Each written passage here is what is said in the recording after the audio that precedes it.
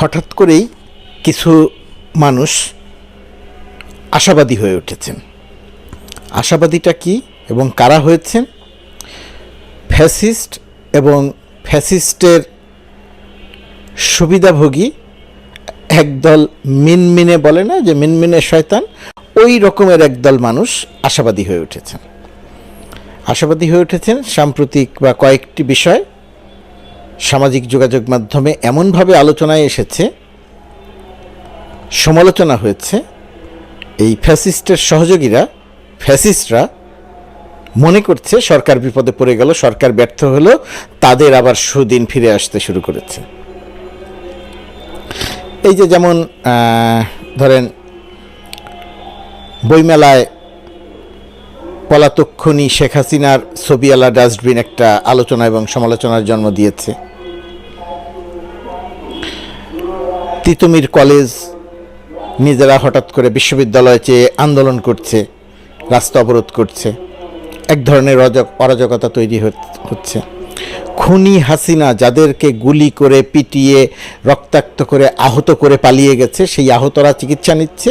সেই আহতরা দাবি নিয়ে রাস্তায় নেমে এসেছে যে তাদের পূর্ণাঙ্গ চিকিৎসা হচ্ছে না, যাদের বিদেশে পাঠানোর কথা তাদের বিদেশে পাঠানো হচ্ছে না, সরকারকে অভিযুক্ত করা হচ্ছে।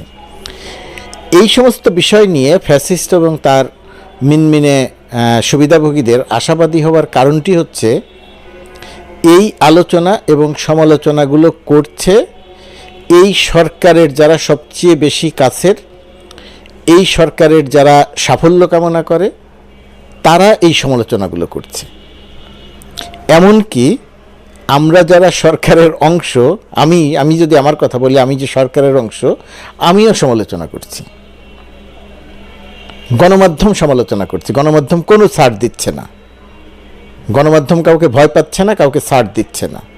3 জন উপদেষ্টা খাল খনন করতে গেছেন, সেখানে রেড কার্পেট, লাল গালিচার উপর দিয়ে তারা হেঁটে গেছেন। গণমাধ্যম তির্যক সংবাদ প্রকাশ করেছে এবং সামাজিক যোগাযোগ মাধ্যমে বিষয়টি নিয়ে হাসি রসিকতা হয়েছে। এই যে আলোচনা, এই যে সমালোচনা, এটা দেখে ওই ফ্যাসিস্টের সহযোগীরা তারা মনে করছেন যে সরকার এবার সম্ভবত বিপদে পড়ে গেল, এবার সরকার ফেল করবে, তাহলে তাদের সুদিন ফিরে আসবে, কারণ সরকারের কাছের লোক, সরকারের ভেতরের লোকই সরকারের সমালোচনা করছে। আসলে বিষয়টা কি? বিষয়টি হচ্ছে ফ্যাসিস্ট এবং তার মিনমিনে সুবিধাভোগীদের আশাবাদী হওয়ার কোনো কারণ নাই। সরকার ভুল করছে, সরকার ভুল করবে, সরকারকে নিয়ে আলোচনা হবে, সমালোচনা হবে। গণমাধ্যম আলোচনা করছে, গণমাধ্যম সমালোচনা করছে, সরকারের কাছের লোকজন আলোচনা করছে, সমালোচনা করছে। আমরা আলোচনা করছি, সমালোচনা করছি সরকারের অংশ হয়েও। সরকার সেই ভুলগুলো সংশোধন করে নিচ্ছে। সংকট আসে, সংকট চলে যায়। সংকট স্থায়ী হয় না, সংকট স্থায়ী হবে না। এই সরকার কোনো বিবেচনাতেই কোনোভাবেই ফেল করবে না, ব্যর্থ হবে না। সংস্কারের প্রক্রিয়া চলছে, সংস্কার নিয়ে আলোচনা হবে, তর্ক হবে, বিতর্ক হবে, রাজনৈতিক বাহাস হবে, মনোমালিন্য হবে, রাস্তায় মারামারি হবে না। সুতরাং রাস্তায় মারামারি হবে না। ওই পলাতক খুনিদের, ফ্যাসিস্টদের এবং তার সুবিধাভোগীদের আশাবাদী হওয়ার কোনো কারণ নেই।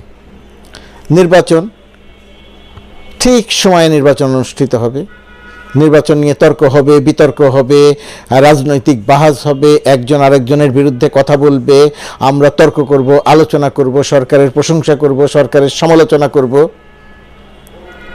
সরকার কোনো ভুল করে থাকলে সেটা থেকে সংশোধন করবে, কিন্তু নির্বাচন ঠিক সময়ে হবে। ঠিক সময়ে নির্বাচিত সরকার দায়িত্ব বুঝে নেবে। এই সমস্ত জায়গাতে কোনো ব্যতিক্রম কিছু ঘটবে না। কিছু সংস্কার হবে, কিছু সংস্কার হবে না, কিছু সংস্কার করতে চাওয়া হবে, কিছু সংস্কার সেই চাওয়া অনুযায়ী হবে, কিছু হয়তো হবে না।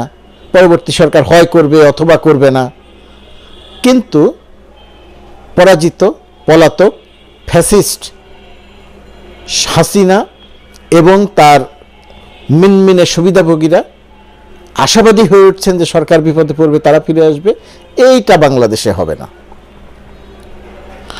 পলাতক খুনি হাসিনা বাংলাদেশের রাজনীতিতে সম্পূর্ণরূপে অপ্রাসঙ্গিক।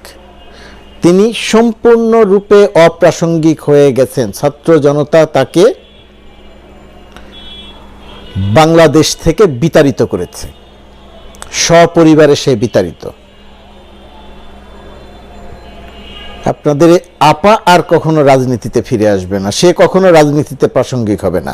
হ্যাঁ, প্রাসঙ্গিক হবে একটি জায়গাতে, সে এখন খুবই প্রাসঙ্গিক। বাংলাদেশে শেখ হাসিনা, খুনি পলাতক শেখ হাসিনা একটি জায়গাতে খুবই প্রাসঙ্গিক, সেই জায়গাটির নাম হচ্ছে বিচার। তার বিরুদ্ধে কি কি বিচার হবে? তার বিরুদ্ধে বাংলাদেশের আর্থিক খাত লুটপাটের বিচার হবে, অর্থ বিদেশে পাচারের বিচার হবে। নিজে পাচার করেছে, আত্মীয় স্বজনকে দিয়ে পাচার করিয়েছে, বোনকে দিয়ে, ভাইকে দিয়ে, ভাইদেরকে দিয়ে, বোনের ছেলে মেয়েদেরকে দিয়ে, নিজের ছেলে মেয়েদেরকে দিয়ে পাচার করিয়েছে, তার বিচার হবে। 500-600 মানুষকে গুম করেছে, সেই গুমের বিচার হবে তার বিরুদ্ধে। তার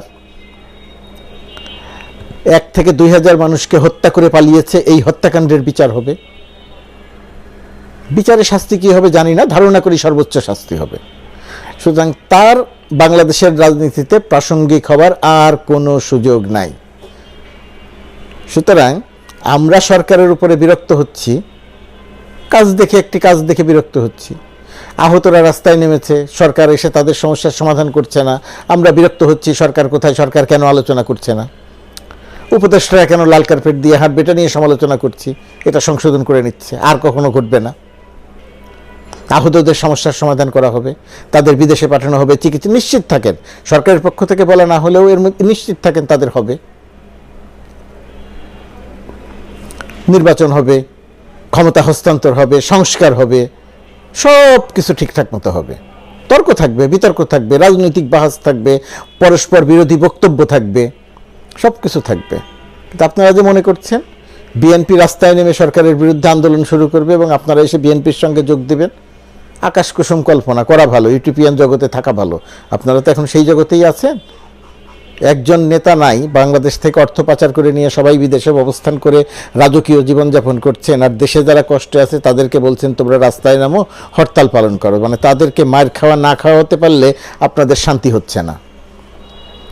সুতরাং এই সরকারের সাম্প্রতিক সময়ের যে সমস্ত বিষয় নিয়ে তর্ক বিতর্ক বা আলোচনা সমালোচনায় পড়েছেন, সরকার সেই সমস্ত বিষয় কিছু সংশোধন করবে, কিছু সংশোধন করবে না, কিছু সমালোচনা চলে যাবে, কিছু সমালোচনা থাকবে, ইত্যাদি ইত্যাদি ঘটবে। কিন্তু এতে আপনাদের আপা, আপনাদের সুবিধাভোগী দোসরদের আশাবাদী হবার কোনো কারণ নাই। একটা দল আছে ইদানিং দেখছি, বলছে বাংলাদেশ একেবারে বাংলাদেশ বিরোধী শক্তির হাতে বাংলাদেশ চলে গেছে। কি পরিমাণ ভণ্ড! বাংলাদেশে যাদেরকে বলছেন যে বাংলাদেশ বিরোধী শক্তির হাতে চলে গেছে, ওই শক্তিতে আপনাদের আপা বাঁচিয়ে রেখেছিল, টিকিয়ে রেখেছিল। তারা আগেও ছিল, এখনো আছে, তারা ভবিষ্যতেও থাকবে। কিন্তু তারা বাংলাদেশ বিরোধী এবং তারা বাংলাদেশ দখল করে নিয়েছে, এটা ওই যে আপনাদের আপার তত্ত্ব, ওই তত্ত্ব আর বাংলাদেশে কার্যকর হবে না। আপা তো একটি কথাই বলার চেষ্টা করেছে, আপনাদের আপা, যে আমি যদি না থাকি তাহলে বাংলাদেশ মৌলবাদীরা দখল করে নেবে। এখানে কিছু ইসলামী দলের একটা দায়িত্ব আছে, তারা এমন কিছু কর্মকাণ্ড করছে যে আপার বক্তব্যকে সমর্থন করে, কিন্তু তাদের সতর্ক হতে হবে। আর সরকারকে শুধু একটা জায়গাতে, ওই ভণ্ডদের বিষয়ে সতর্ক থাকতে হবে যে বাংলাদেশ বিরোধীদের হাতে বাংলাদেশ চলে গেছে। ওই সমস্ত ভণ্ড আপার সহযোগী, আপার সহযোগী, ফ্যাসিস্টের সহযোগী, মিনমিনের সুবিধাভোগীদের রাজনীতি থেকে দূরে রাখতে হবে। এদেরকে কোনো পৃষ্ঠপোষকতা দেওয়া যাবে না। আর সরকারকে একটা জায়গাতে অত্যন্ত সতর্ক থাকতে হবে, সেটা কাজ দিয়ে হোক, কথা দিয়ে হোক, ছবি দিয়ে হোক। মানুষকে বিরক্ত করা যাবে না। মানুষ বিরক্ত হয় এরকম কোনো কিছু করা যাবে না, কোনো বিভ্রান্তি তৈরি করা যাবে না। বিভ্রান্তি দূর করতে হবে। কি করতে যাবে না? কোনো বিভ্রান্তি তৈরি করা যাবে না। মানুষ যেন মনে না করে যে সরকার কিভাবে চলছে, কে সরকার চালাচ্ছে ইত্যাদি বিষয় যেন মনে না করে। অর্থাৎ কোনো বিভ্রান্তি তৈরি করা যাবে না। কোনো রকম বিভ্রান্তি তৈরি করতে দিলেই তারা সুবিধা নেবে। মানুষ বিরক্ত হয় এরকম যে কোনো কিছু থেকে বিরত থাকতে হবে।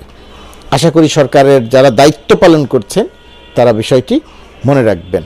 আর আপনারা যে আপা হরতাল, কোনো কিছু বাংলাদেশে হবে না। আপনারা অপ্রাসঙ্গিক, আপা ফিরে আসবে না। বাংলাদেশে থাকতে চাইলে আপনাদেরও এই বাস্তবতা মেনে নিয়ে থাকতে হবে, না হলে অহেতুক নানা রকমের সংকটে, নানা রকমের ঝামেলায় পড়বেন। আপনাদের আপা আপনাদের সেই ছবি দিয়ে রাজনীতি করবে, সুবিধা নেবে, আপনাদের পাশে দাঁড়াবে।